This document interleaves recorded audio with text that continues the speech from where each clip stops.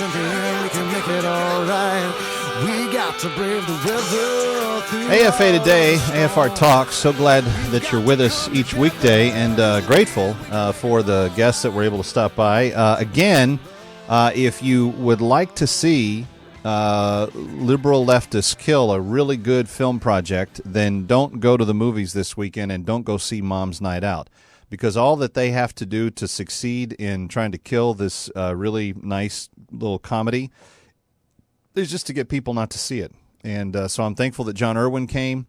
I'm thankful that he laid out what it is that they're up against. And I'm hoping, friend, that as a show of solidarity, you might take it upon yourself to go support a good piece of filmmaking and something that is making the culture better because it espouses a value being given to moms. It espouses a value being given to dads.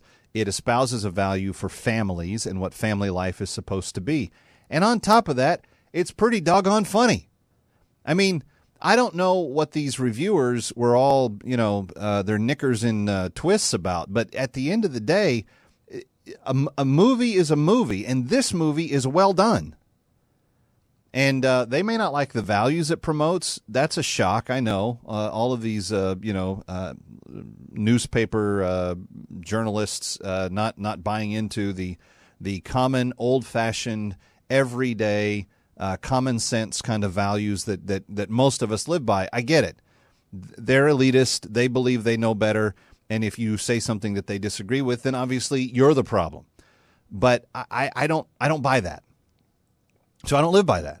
So I don't care. And even though it costs me a little more because of where I live and what I interact with, I still think it's worth advancing the norm of common sense, of what is good and decent for families, of what is healthy for our families in the country today. So I want you to support this film. I'll support this film. I have supported this film. I will continue to support this film, but I want you to take a stab at doing it as well. 888-589-8840 is my phone number. There's a couple of other news items I wanted to get to today. I mentioned this earlier on in the broadcast, but today, just less than maybe 600 feet from the rear of the building that I'm coming to you from right this minute, there has been a memorial observation that was going on earlier this morning, and Governor Chris Christie was there, and Andrew Cuomo from New York, the governor, who I don't know, from Connecticut, was also in attendance.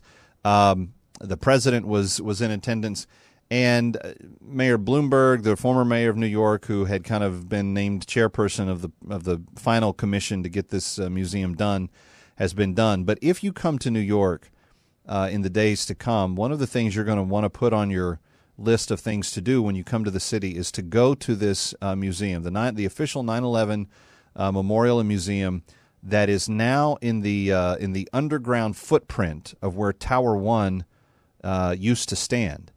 It is jam-packed. They have one of the fire rigs that got half destroyed in the attacks in there. They've got beams from the original structure that are mounted and rather incredible to get the scope and the feel for. But they've got a number of other things, and it is probably without question going to be one of the most sobering museum experiences you'll ever go to, unless you've been to Europe and you've been to the Holocaust Museum. That may be the only thing I know of that may be more sobering than this, simply on the scale of the numbers of people that died. But this should be a reminder for us in America today that when we are talking about the battle of ideas and values and worldviews, that it's not an imaginary battle. We are literally at war rhetorically with people that do not believe the same thing that we do.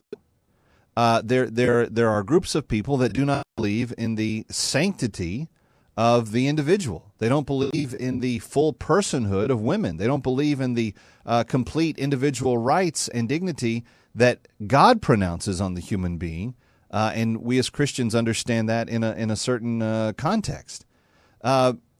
This museum, I think, will be rather astounding as the people have been going through. I've just been hearing story after story of how they were not prepared for how emotionally it moved them. And so if you come to New York, in the days to come. And they're going to open this, I think, on the 22nd. So it's about another 7 days away from being open. Yeah, they're undergoing a 6-day dedication period, and it will be open for the families of victims who lost friends and family in those attacks, 24 hours a day around the clock between now and then. But the tickets are $24, and I think that at least once in everyone's life that comes to the New York area to go through there, I think that is an easily justifiable price to pay. My heart is with the folks in Southern California today. Those fires have continued to kick up, and there's a major university that's been evacuated. Lots of property damage, but thankfully not losing any lives as of yet, and I'm thankful for that. I wanted to get to this story and explain to you why I believe personally it is so important. Yesterday, National Security Advisor Dr. Susan Rice, attended a foreign policy luncheon at a location in Washington, D.C., and it's really interesting because this, I don't think, was, for the most part, a hostile crowd in any way. But she scoffed, or at least seemed to scoff, at a question about whether the Select Committee investigation on Benghazi is going to be effective. She kind of giggled at it, and she kind of made light of it. She said the following: "Danged if I know," and the audience laughed. I just want to point out that I don't think the loss of Navy SEALs and Air Force Airmen and an ambassador, all of whom served their country faithfully, I don't know that anything related to the loss of their lives is a danged if I know kind of response. And I certainly don't think it's a humorous moment.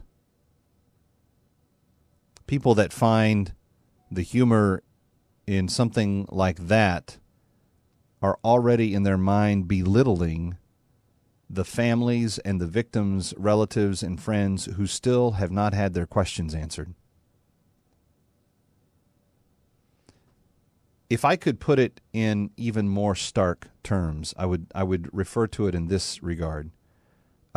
Just yesterday, the story that should have been on the front page of every newspaper, Leon Panetta, former defense secretary, someone who actually had a role to play in helping the administration be informed and to formulate a response, came out and said, this committee is needed.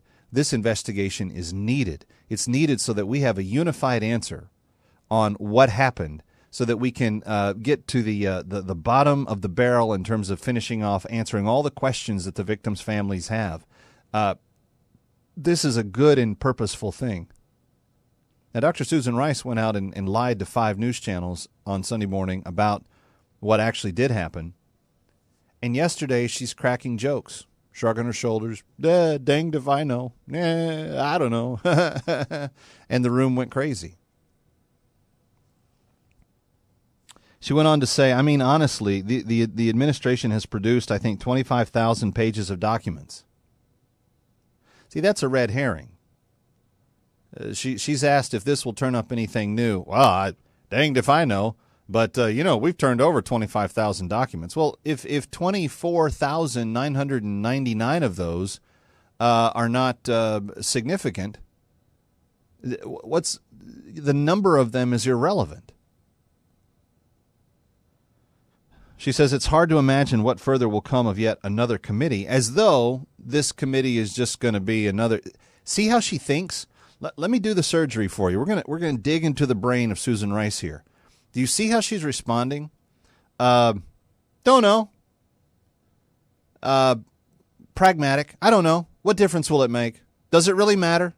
We've already turned over 25,000 documents. That's a talking point. They counted. They turned over 25,000 documents, of which some of them may be the interns talking about in an email form where they're going to go for lunch that day. But because it happened around the time and the place and whatever, they get to count that as documents that are included in this. None of this is substantive. And then she says it's hard to imagine what could come out of yet another committee. Well, when you've had 6, 8, 10, 12 committees that have looked at this, but none of them have come to the answers of the questions that are actually pertinent to the people that are asking the questions,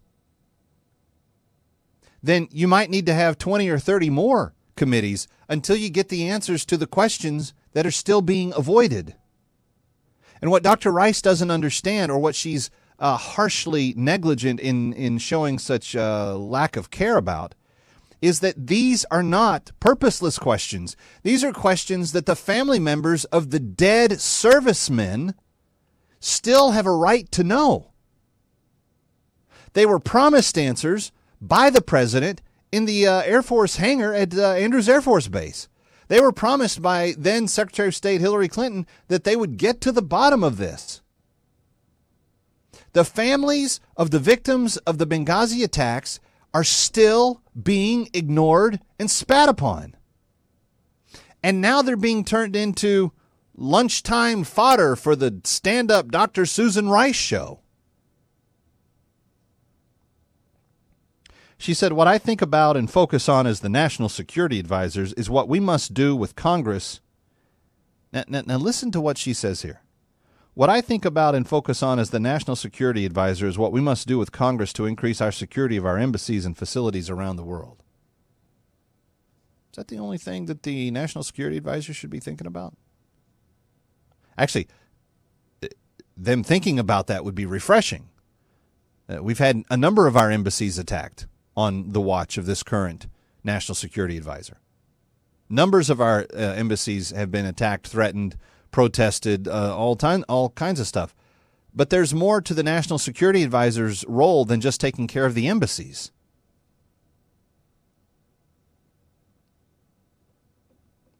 She also added this. She said, what is lost in all of this discussion about Sunday shows and talking points is that we lost 4 brave Americans on that day. See, Dr. Rice, it's not just random discussion about Sunday shows and talking points. It's the fact that Defense Secretary Leon Panetta told the president 15 to 20 minutes after the attack began that it was likely al-Qaeda, that it was confirmed terrorism, and that it was not a reaction to some spontaneous video or anything else. The fact that he told the president that 15 to 20 minutes after the attack began, and that fully 5 days later, you not only allowed yourself to be influenced by an administration that said, we're not going to tell the people the truth, we're going to make up a phony story about it, and then you went out in almost machine gun-like route performance, said the same thing on all 5 shows, is disturbing, Dr. Rice. The pathology you are exhibiting when you are lying on camera to the American people is disturbing. It is akin to that of serial killers in terms of the amount of pathology it takes to understand what you were lying about and why you were covering things up and to what degree you were willing to lie to the American people. Dr. Rice, to be candid, I don't care what you think about the Select Committee on Benghazi. My question for you, had I been at this luncheon that you spoke at yesterday, would have been real simple. Dr. Susan Rice, why haven't you resigned? Dr. Susan Rice, when you lie to the American people 1, 2, 3, 4, 5 times on a Sunday morning, with talking points that are known to be false from as far back as 20 minutes into the attack, and you're talking about it 5 days later. Dr. Susan Rice, an honorable person, would no longer be holding the office that you hold. They would be so ashamed of themselves and so embarrassed at their belligerent behavior and self-protection and all the rest of the stuff that you have justified in your mind to keep your spot. Why haven't you resigned, Dr. Rice? I don't want to know what you think about the Select Committee on Benghazi unless it leads to your impeachment, ma'am. Because if you come to the American people to cover up the deaths of 3 of our finest servicemen, one of our most cherished ambassadors who had given his entire adult life almost to the nation of Libya. He had served there without any, mark on his record for the most of his public career. And when you say about their death, danged if I know, Dr. Rice, it makes me believe that you have lost the earnest seriousness of the challenges that we face in the world today. And Dr. Rice, it says to me, you are no longer worthy of being entrusted to the post of National Security Advisor because you participated in a direct cover-up to the American people as to what happened to our men and women. And not only that, Dr. Rice, it is arguable to say that the administration that you serve, the administration that you sit under the auspices of, the administration that signed your paycheck, and the administration that told you to lie to the American people, it is arguable that it was that administration's lack of action that killed our men, and not even the initial terrorists themselves. Dr. Susan Rice, if you want to be taken seriously, don't give me jokes and funny stuff when you're asked serious questions. Dr. Susan Rice, if you love your country, why haven't you resigned?